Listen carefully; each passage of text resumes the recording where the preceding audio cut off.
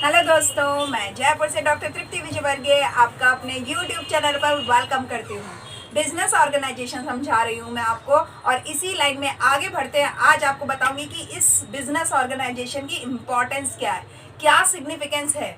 जरा देखो, बात करते हैं। आपको मैंने बिजनेस की कैरेक्टरिस्टिक समझाई थी और बिजनेस की इंपॉर्टेंस समझाई थी। बिल्कुल, अगर आपको बिजनेस की इंपॉर्टेंस समझ में आ गई तो बिजनेस ऑर्गेनाइजेशन की भी इंपॉर्टेंस समझ में आ जाएगी। आप एक मिनट के लिए सोचो, किसी भी देश के अगर इकोनॉमिक लेवल को काउंट करना हो तो you have to study the business of that particular country. क्यों? क्योंकि एक्चुअली जैसा मैंने आपको बताया था, why it is a social institution, because it is mentioned as a barometer of society और इकोनॉमी। ये एक बैरोमीटर है, ये एक ऐसा नापने का उपकरण है जो किसी भी देश के आर्थिक विकास को या सामाजिक स्तर को नापने का यंत्र है। पता है अमेरिका में तो क्या कहा गया है? अमेरिका में कहा गया है the business of America is business. समझ रहे हो इसका मतलब? कि अमेरिका का तो काम ही व्यवसाय करना है, बिना व्यवसाय के अमेरिका की आइडेंटिफिकेशन ही नहीं है। ये खास बात कही है, और ये किसने कहा है पता है? कॉल्विन कुलिज ने कहा है। कॉल्विन कुलिज ने ये कहा कि the business of America is business. इसी बात से आपको ये समझ में आ जाएगा कि बिजनेस की इंपॉर्टेंस क्या होती है। और अगर बिजनेस की इंपॉर्टेंस है, वही तो बिजनेस ऑर्गेनाइजेशन की इंपॉर्टेंस है, क्योंकि ऑर्गेनाइजेशन जस्ट उसका एक फ्रेम है तो बिजनेस ही ना। अब इसी बात को समझ लो कि ये भी कहा जाता है as prosperous the business as prosperous the society और द कल्चर। किसी भी देश का व्यवसाय जितना समृद्ध होता है, उस देश का समाज और उस देश की संस्कृति भी उतनी ही समृद्ध होती है। तो ये बात हमें समझ में आना चाहिए। Actually this is the mirror of society and culture if we see the business. ये एक इंपॉर्टेंट चीज है, राइट? तो अब बात समझते हैं कि बिजनेस का प्रॉस्पेरिटी से किस तरीका का लेन देन है और सोसाइटी में किस तरीके का इसका इंडिकेशन होता है। ठीक है, अब शुरू करें। ठीक है, ये कहा गया है कि business is the key of Nations economic development. किसी भी देश का आर्थिक विकास की अगर बात करेंगे तो उसकी जो सफलता की चाबी है, अगर कुंजी है, तो वो बिजनेस ही है। और किस तरीके से बिजनेस किसी भी देश के आर्थिक विकास की कुंजी है, इसको मैं आपको कुछ पॉइंट्स के जरिए समझाती हूँ, क्योंकि हमें पता होना चाहिए क्यों ऐसा कह रहे हैं। हम कह रहे हैं, मान लिया, लेकिन क्यों कह रहे हैं? कुछ तो लॉजिक होगा ना उसके पीछे। तो वही मैं आपको बताती हूँ क्या ऐसे कारण है कि हमने ये कहा कि किसी भी देश के अगर संस्कृति का, समाज का, अर्थव्यवस्था का अगर हमें कैलकुलेशन करना है, स्टडी करना है, तो हम बिजनेस को देख ले, पता चल जाएगा। पता है, एक जनरल सी बात है, हम कहते हैं किसी घर का इकोनॉमिक स्टैंडर्ड अगर आपको देखना हो तो you have to watch the kitchen. आपको उस घर की रसोई में जाकर देखना चाहिए, आपको पता चल जाएगा कितनी इनकमिंग है, कितनी आउटगोइंग है, किस तरह का जो बाइंग प्रेफरेंसेस है वो कैसे हैं, हाइजीनिक है नहीं है, वो सारी चीज़ें हमें सिर्फ उसकी किचन देख करके पता चल जाती है। बिल्कुल ऐसा ही मान लो, किसी भी देश की इकोनॉमिक डेवलपमेंट अगर हमें देखना हो तो हमें केवल बिजनेस की स्टडी कर लेना चाहिए। तो क्या ऐसे कारण है कि बिजनेस में ही कहा है? जरा बात करते हैं, रीजंस देखते हैं। Number 1, this is the plan development of business. Business organization जो है किसी भी बिजनेस के डेवलपमेंट को, नियोजित डेवलपमेंट को इंडिकेट करता है, शो करता है। क्योंकि देखो, कॉमर्स में हमने कहा था बिजनेस और कॉमर्स में बिजनेस और उसकी ऑक्सिलरीज उसको मिलकर के कॉमर्स बनाती हैं। तो अगर हम बात करें कि बिजनेस जो है क्या है, बिजनेस है एक तरह से प्लान्ड डेवलपमेंट। किसी भी देश का अगर नियोजित विकास हमें व्यवसाय का दिखता है तो हम अपने आप समझ जाते हैं कि उस देश का आर्थिक विकास शर्तिया बहुत ही अच्छा है। इसके बाद कहते हैं, अगर बिजनेस ऑर्गेनाइजेशन की इंपॉर्टेंस की बात करेंगे तो ये बात समझ में आ जाएगी कि देश में जितने भी साधन और संसाधन हैं, चाहे सोर्सेज हैं चाहे रिसोर्सेज हैं, उनका ऑप्टिमम यूटिलाइजेशन संभव हो पाता है। क्यों? क्योंकि बिजनेस ऑर्गेनाइजेशन डेवलप्ड होता है। इसका ये मतलब समझ लो। अब ऑप्टिमम यूटिलाइजेशन ऑफ रिसोर्सेज का मतलब क्या हुआ? चाहे वो उस देश के उपलब्ध व्यक्ति हों, उनका कौशल हो, उनका नॉलेज हो, या उसमें अवेलेबल आपके पास में जो लैंड है, स्काई है, वाटर है, जो रिसोर्सेज फॉरेस्ट वगैरह है, जो रिसोर्सेज हमें गॉड गिफ्टेड है, हम उसको ऑप्टिमम मैनर में यूटिलाइज कर पाने की क्षमता रखते हैं। तो इसलिए भी बिजनेस ऑर्गेनाइजेशन की इंपॉर्टेंस हो जाती है। कहते हैं efficient production and distribution of goods and services. अगर बिजनेस ऑर्गेनाइजेशन अच्छा होता है तो ना केवल उत्पाद और सेवाओं का उत्पादन होता है, बल्कि उनका वितरण भी बहुत अच्छा होता है। प्रोडक्शन और distribution just because of the planned business organization. अगर आपने एक बहुत बेहतरीन क्वालिटी का प्रोडक्ट बनाया पर you are not able to distribute it smartly, आपका डिस्ट्रीब्यूशन चैनल या लॉजिस्टिक्स जो है वो इतने साउंड नहीं है, नेटवर्किंग अगर इतना साउंड नहीं है, आप ग्लोबलाइज्ड नहीं है, तो how can you count your goodwill. ये एक इम्पॉर्टेंट चीज है। तो प्रोडक्शन और डिस्ट्रीब्यूशन का जो संभावनाएं बढ़ती हैं just because of the sound business organization. आगे की बात करते हैं। ये एक इफेक्टिव कोऑर्डिनेशन पैदा करता है, बहुत ही सुंदर तालमेल। अब तालमेल किनके बीच में? बहुत सारी चीजें हैं भाई। अगर हम कह रहे हैं कॉमर्स में बिजनेस है तो बिजनेस के साथ में ऑक्सिलरीज भी हैं, तो बिजनेस का कम्युनिकेशन के साथ में, ट्रांसपोर्टेशन के साथ में, नेटवर्किंग के साथ में, इंश्योरेंस के साथ में, बैंकिंग के साथ में, there are so many sectors. तो इन सब का डायरेक्टली और इनडायरेक्टली जो आपस में संबंध है, रिलेशन है, एक तो ये बात क्लियर दिमाग में रख लेना, there is some correlation between all these activities. And second, if the business organization is a sound image in the nation or the society, always that it will be well coordinated। तभी ऐसा संभव होगा। अगर well coordination नहीं होगा इन सब के बीच में तो साउंड बिजनेस ऑर्गेनाइजेशन हो ही नहीं सकता। तो इसकी सिग्निफिकेंस इसलिए भी ज़्यादा हो जाती है क्योंकि इनमें कोऑर्डिनेशन बहुत ही शानदार उभर कर आता है।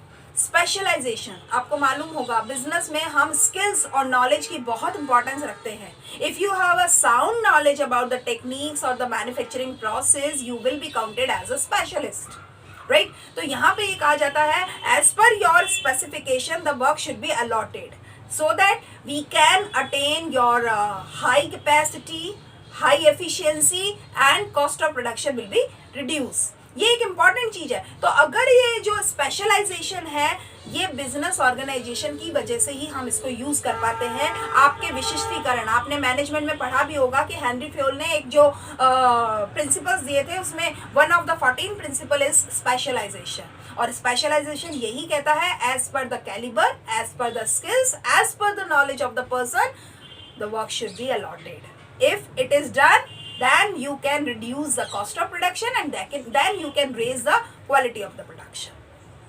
तो ये स्पेशलाइजेशन की खासियत हो गई। आगे कहते हैं प्रोडक्शन और प्रोडक्टिविटी इंक्रीज होती है, राइज होती है। देखो एक चीज यहाँ पे मैं आपको क्लियर कर दूं, बहुत सारे student have not sufficient knowledge about the difference of production and productivity. क्या होता है प्रोडक्शन और क्या होती है प्रोडक्टिविटी। मैं आपसे पूछती हूँ, जस्ट थिंक ट्वाइस कि आपको क्या पता है उत्पादन और उत्पादकता में क्या अंतर होता है? नहीं पता है तो अब पता कर लो, क्योंकि कई बार बच्चे बहुत कंफ्यूज होते हैं। प्रोडक्टिविटी पूछो और वो प्रोडक्शन का आंसर दे रहे होते हैं। सुनो, ध्यान से सुनना। प्रोडक्शन हमेशा क्वांटिटेटिव होता है, प्रोडक्टिविटी हमेशा क्वालिटेटिव होता है। प्रोडक्शन हमेशा टेंजिबल होगा, प्रोडक्टिविटी हमेशा इनटेंजिबल होगी। मैं क्या कर सकती हूँ और मैं क्या करती हूँ, ये जो अंतर है ये एक बहुत बड़ी बात होती है। मैंने 100 यूनिट प्रोड्यूस की, दैट इज प्रोडक्शन, पर मैंने 100 यूनिट बहुत ही बढ़िया क्वालिटी की प्रोड्यूस की और जो लोगों ने शायद 200 तक में प्रोड्यूस कर दी होंगी तब भी उनकी नहीं आई, या 50 भी की होगी वो नहीं आई, just because of my skills and knowledge the production is so qualitative. ये है मेरी प्रोडक्टिविटी। हम कई बार कहते हैं जो सफल लोग होते हैं वो कैसे हर काम को मैनेज कर पाते हैं। 24 घंटे उनके लिए भी हैं और 24 घंटे उन लोगों के लिए भी हैं जो आलस में निकाल दे रहे हैं पूरे दिन को। ये जो हम अपने 24 घंटे को मल्टीप्लाई कर लेते हैं अपनी नॉलेज और स्किल्स और कैलिबर के साथ में, that is the return, that is the result of my productivity. मैं क्या खास करती हूँ किसी दूसरे से, ये मेरी प्रोडक्टिविटी है उसकी प्रोडक्टिविटी से अंतर करने के लिए। आपको समझ में आएगा। Quality of work is counted as the productivity and the quantity of the work is counted as the production. ये चीज समझ में आ जानी चाहिए। आप 100 यूनिट ही प्रोड्यूस करो चलेगा, लेकिन काम ऐसा करो जो शानदार हो, बेहतरीन हो। कोई इशू नहीं कि आपने क्वांटिटी में ज्यादा किया कि नहीं किया, इशू ये है क्या आपने क्वालिटी मेंटेन की, क्या आपने क्वालिटी को बढ़ाने के लिए अपनी तरफ से कुछ सेल्फ एफर्ट डाले। That is your productivity. ये आपको अपने आप से और आपको दूसरों से डिफर पैदा करती है। अपन कहते हैं the each and every person is differ from the other, very करता है। तो यही इसकी क्वालिटी है और यही उसकी प्रोडक्टिविटी है। होपफुली आपको ये बात समझ में आएगी। अगर हम ये बात समझा देते हैं प्रोडक्शन और प्रोडक्टिविटी की, तो आपको समझ में आएगा कि बिजनेस ऑर्गेनाइजेशन की इंपॉर्टेंस इसलिए भी ज्यादा है क्योंकि ये ना केवल प्रोडक्शन बढ़ाता है बल्कि प्रोडक्टिविटी को भी बढ़ाता है। कहते हैं practice makes a man perfect.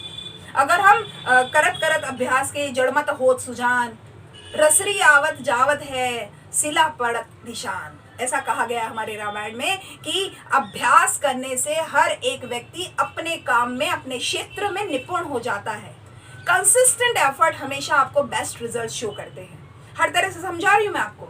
तो ये अगर बात समझ में आ गई तो बिजनेस ऑर्गेनाइजेशन में काम करने वाला व्यक्ति अपने काम में और अपनी क्वालिटी में, अपने काम की क्वालिटी में निपुण हो जाता है। और ये इसी वजह से बिजनेस ऑर्गेनाइजेशन खास कहा गया है। क्लियर है? और आपको ये भी पता होगा कि बिजनेस ऑर्गेनाइजेशन में एक खास बात है, जो व्यक्ति बिजनेस कर रहा होता है उसकी पीढ़ियों दर पीढ़ी में ये जेनेटिक इफेक्ट्स जीन्स के जरिए नजर आते हैं। आप गुजराती मारवाड़ियों को उठा लो, वहां का बच्चा भी, चाहे उसने अभी बिजनेस का ABCD भी नहीं सीखा होगा, उसके बच्चे को भी पता होता है कि भैया पैसे का मतलब क्या है, पैसे कमाने का मतलब क्या है, और पैसा और टाइम वेस्ट करने का मतलब क्या है। ये मैं फैक्ट बता रही हूँ आपको। एक गुजराती मारवाड़ी के, एक सिंधी व्यक्ति के बिजनेस करने के स्किल्स बाकी सारे लोगों के स्किल्स पर बहुत भारी पड़ते हैं और ये गॉड गिफ्टेड है। हमने कहा है, हमने माना है इस चीज को कि व्यवसाय करो तो सिंधी के जैसा करो, व्यवसाय करो तो गुजराती मारवाड़ी के जैसा करो। उन लोगों के सामने आपकी MBA की डिग्री भी साइड में है। क्लियर बता रही हूँ मैं आपको। ये जेनेटिक इफेक्ट होता है उन लोगों में, उनके पीढ़ी दर पीढ़ी उनको वंशानुगत ये चीजें गॉड गिफ्टेड होती हैं कि पैसे से कैसे पैसा बनाना है। ठीक है, चलो आगे की बात करते हैं। Decrease cost. अगर अपन ये सारी बातें करते हैं कि स्पेशलाइजेशन होगा, प्रोडक्शन प्रोडक्टिविटी इंक्रीज होगी, कोऑर्डिनेशन बेहतरीन होता है, डिस्ट्रीब्यूशन प्रोडक्शन अच्छा हो जाता है, रिसोर्सेज का यूटिलाइजेशन बेस्ट होता है, तो ऑब्वियस है कि कॉस्टिंग तो डिक्रीज होगी, लागत तो कम होगी। हर काम में, अभी मैंने कहा practice makes a man perfect. आप जिस काम को निपुण हैं, आप मान लेते हैं कि आप पेंटिंग बहुत अच्छी बनाते हैं और मुझे पेंटिंग का ABCD भी नहीं आता है, तो अगर मुझे कोई काम दे दिया जाएगा तो हाउ कैन आई मैनेज, मुझे बहुत टाइम लगने वाला है और वो भी तब भी वो परफेक्शन नहीं आएगा जितना आप कम समय में आपने अपना परफेक्शन शो कर दोगे। आप में मास्टरी है। तो हर एक व्यक्ति में जब मास्टरी हो जाती है और बिजनेस करने की क्षमताएं उसमें होती हैं तो अपने आप ही कॉस्टिंग रिड्यूस हो जाती है। आगे बैलेंस इंडस्ट्रियल डेवलपमेंट। हर तरह के सेक्टर में बिजनेस हो रहा है, केवल गुड्स नहीं, केवल सर्विसेज नहीं, बल्कि हर तरह variety of things are there. तो हर तरीके की चीजों का जब डेवलपमेंट होता है तो इंडस्ट्रियल डेवलपमेंट में बैलेंसिंग हो जाता है, संतुलन हो जाता है। ठीक है, तो इसलिए ये कहा गया है। आगे कहता है अवेलेबिलिटी ऑफ एम्प्लॉयमेंट अपॉर्चुनिटी। बिल्कुल क्लियर है, बिल्कुल स्पष्ट है ये चीजें कि आप देख लो कि आपकी परिस्थितियां आपके बिजनेस अपॉर्चुनिटीज को जन्म देती हैं और ये बिजनेस अपॉर्चुनिटीज आपके एम्प्लॉयमेंट पॉसिबिलिटीज को जन्म देती हैं। और ये फैक्ट है। आज आप इस कोविड-19 की सिचुएशन में भी एक चीज खुद देख रहे होंगे, आपको समझाने की अब जरूरत ही नहीं है, because you people are very rational people. तो आपको समझ में आ रहा होगा कि किस तरीके से एम्प्लॉयमेंट अपॉर्चुनिटीज जनरेट हो रही हैं, लोग किस तरीके से धंधा पानी का रूप बदल दिए हैं, क्योंकि जिस समय जो चीज की डिमांड है हम उसी को अब बिजनेस करने लगे हैं, बजाय कि हम जो बिजनेस करते थे उसी में से पैसा कमाएं। बेस्ट है कि आज जिस चीज की डिमांड है, आज चीज की जरूरत है, आप देख लो हाइजीन फैक्टर पे हमारा लाइफस्टाइल बदल गया है, हमारा हाइजीन की तरफ हमारा नजरिया बदल गया है। We people are very conscious in these days, right. तो ये जो चीज है ये हमारी एम्प्लॉयमेंट अपॉर्चुनिटीज को जनरेट कर रही है, इंक्रीज कर रही है। HRD ह्यूमन रिसोर्स डेवलपमेंट हो रहा है, हर एक व्यक्ति अपने कौशल में विकास कर रहा है, हर एक व्यक्ति टेक्नोलॉजी से अवेयर हो गया है, हर एक व्यक्ति आज देख लो ऑनलाइन का जो जमाना आया है। पहले हम केवल ऑनलाइन बिजनेस की बात करते थे, ऑनलाइन मार्केटिंग की बात करते थे, ऑनलाइन परचेसिंग की बात करते थे। एजुकेशन में हमारे इंडिया में ऑनलाइन का इतना ज्यादा बोलबाला नहीं हुआ था जितना अभी पिछले 10 महीनों में हो गया है। All the people are aware about the online classes, all the people are very aware about the YouTube videos, academic videos। आप देख लो क्यों, क्योंकि time of demand of the time है। क्लियर? तो ये चीज है। तो ह्यूमन रिसोर्स का डेवलपमेंट हो रहा है। जो चीज हमने आज तक शायद सोची नहीं थी वो अब हम सोचना तो छोड़ो करने लग गए हैं, और करना तो छोड़ो परफेक्शन आने लग गया है। ठीक है, तो ये नीड ऑफ टाइम है। फास्टर इकोनॉमिक डेवलपमेंट, जब बैलेंस हो रहा है, स्पेशलाइजेशन हो रहा है, डेवलपमेंट हो रहा है, all the things are there, तो व्हाई नॉट इकोनॉमिक डेवलपमेंट? होगा ही होगा भैया, हर चीज की धुरी जा करके जाती तो अर्थव्यवस्था पे ही है, तो इकोनॉमिक डेवलपमेंट तो होगा ही होगा। अब इसके अलावा जो मैंने इसमें सामने आपको पॉइंट लिखे हैं बोर्ड पे, उसके अलावा भी बहुत कुछ है। देखो, पॉवर्टी इरेडिकेशन, गरीबी उन्मूलन होगा। ऑब्वियस है, स्टैंडर्ड लाइफ चेंज हो रही है, लाइफ स्टाइल बदल रही है, हमारी प्रेफरेंसेस चेंज हो रही है, लाइक्स और डिसलाइक्स बदल रहे हैं, हमारा बिहेवियर बदल रहा है। ऑल द थिंग्स शोज कि हमारा पॉवर्टी भी बदल रहा है, हमारा गरीबी कम हो रहा है। वी पीपल आर प्रोग्रेसिव, हम लोग आगे बढ़ रहे हैं, हम लोग नए नए काम धंधे तलाश रहे हैं और काम करने के नए नए तरीके तलाश रहे हैं। तो ऑब्वियस है कि हम अपनी गरीबी को भी कम करेंगे, और अगर ये गरीबी में कमी आएगी तो समाज को प्रोत्साहन मिलेगा, समाज को आगे बढ़ने की दिशा मिलेगी, समाज को आगे बढ़ने की दिशा मिलेगी, तो मान के चलना देश का विकास होगा, अर्थव्यवस्था का विकास होगा, इंडस्ट्रियल बैलेंसिंग होगा। इतना सब कुछ होगा तो फिर कैसे नहीं बिजनेस ऑर्गेनाइजेशन की इंपॉर्टेंस होगी, सोच के तो देखो। तो होपफुली आपको समझ में आ गया होगा, मेरी बात समझ में आ गई होगी, मेरी क्लास समझ में आ गई होगी, मेरी स्टाइल पसंद आई होगी। Thank you for keep watching my videos regularly. आज के लिए इतना ही। थैंक यू, बाय बाय बच्चों, बाय।